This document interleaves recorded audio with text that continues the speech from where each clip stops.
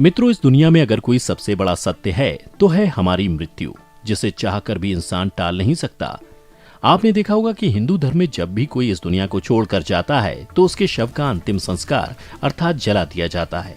लेकिन क्या आपने कभी सोचा है कि परिजनों के अंतिम संस्कार के बाद उस मृत आत्मा के साथ क्या होता है? तो गरुड़ पुराण में बताया गया है कि मृत्यु के बाद यमलोक से 2 यमदूत सिर्फ 24 घंटों के लिए आत्मा को ले जाते हैं।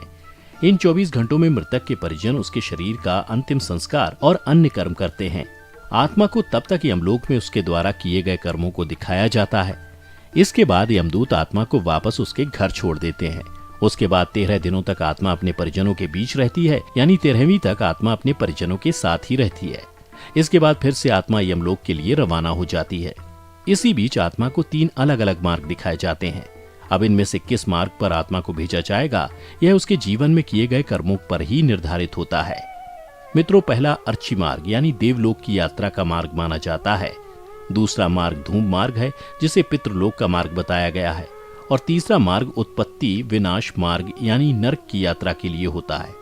अपने पाप और पुण्य को निर्धारित समय तक भोगने के बाद आत्मा को फिर से शरीर मिलता है।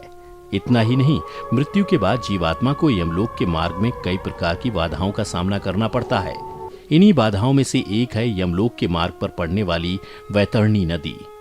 ऐसा माना जाता है कि पुण्य आत्मा तो इस नदी को बड़ी ही आसानी से पार कर लेती है, लेकिन पापी आत्मा इस नदी में बुरी तरह प्रताड़ित होती है। गरुड़ पुराण में बताया गया है कि पक्षीराज गरुड़ श्री हरि से पूछते हैं कि हे प्रभु, मृत्युलोक और यमलोक के बीच जो वैतरणी नदी स्थित है, उससे जीवात्मा का क्या संबंध है और उसे इस नदी से कैसी सजा भुगतनी पड़ती है?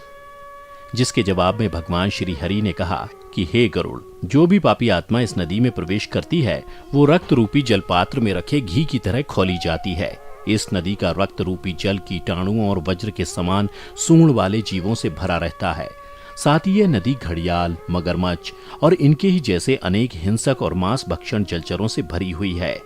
नदी में जैसे ही पापी आत्मा का प्रवेश होता है, वो 12 सूर्य की गर्मी के समतुल्य तपने लगती है। उससे उस महाताप में पापी चिल्लाते हुए करुण विलाप करने लगता है। जब ताप उससे बर्दाश्त नहीं होता, तब वह दुरात्मा उस भयंकर रक्त रूपी जल में डुबकी लगाने लगती है। मित्रों, जिन लोगों ने अपने जीवन में पाप किए होते हैं, उन्हें नरक भेजा जाता है। वहीं जो अच्छे कर्म करते हैं, उन्हें स्वर्ग की प्राप्ति होती है। बुरे कर्म करने वालों को नरक में दंडित किया जाता है। वहीं अच्छे कर्म करने वालों को स्वर्ग में सभी तरह की सुख सुविधाओं के साथ रखा जाता है। गरुड़ पुराण में बताया गया है कि जिन आत्माओं को स्वर्ग में स्थान मिलता है, उन्हें यमराज स्वयं अपने भवन से स्वर्ग के द्वार तक छोड़ने जाते हैं, जहां अप्सराएं उनका स्वागत करती हैं। वहीं जो लोग सिर्फ अपने बारे में सोचते हैं और जीवन भर किसी दूसरे का हित नहीं करते, उन्हें नरक में स्थान मिलता है। बता दें, गरुड़ पुराण में अलग अलग नरकों का भी जिक्र किया गया है, जहां मृतात्मा को पापों की सजा मिलती है।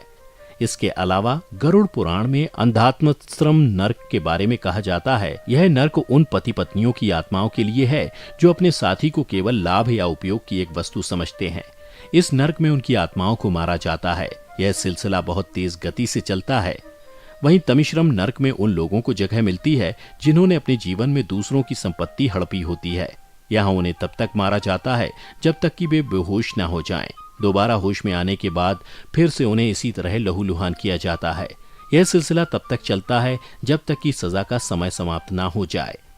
बता दें, कुंभीपाकम नरक में शिकारी लोगों यानी उन लोगों की आत्माओं को लाया जाता है जो अपने शौक के लिए जानवरों की हत्या करते हैं। यहाँ उनके इस कर्म की सजा में उन्हें खौलते तेल में उबाला जाता है।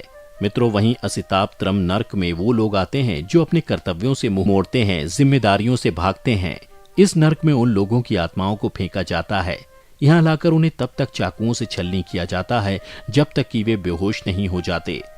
गरुड़ पुराण में कलासूत्रम नरक के बारे में बताया गया है कि यहाँ उन आत्माओं को लाया जाता है जिन्होंने अपने जीवन में कभी बड़ों का आदर सम्मान नहीं किया होता। इस नरक में बुरे कर्मों की सजा देने के लिए अधिक गर्मी में तब तक रखा जाता है जब तक उनकी सजा की सीमा समाप्त नहीं हो जाती। तो मित्रों, आपने देखा कि अंतिम संस्कार के बाद आत्मा के साथ क्या क्या होता है। इसके साथ ही आपने देखा कि आत्मा को किस हिसाब से स्वर्ग या नरक में स्थान मिलता है। आज की इस वीडियो में बस इतना ही। हम उम्मीद करते हैं कि हमारी वीडियो के जरिए आपको कई सवालों के जवाब मिल गए होंगे। अगर ये वीडियो पसंद आई हो तो इसे लाइक और शेयर जरूर कीजिएगा।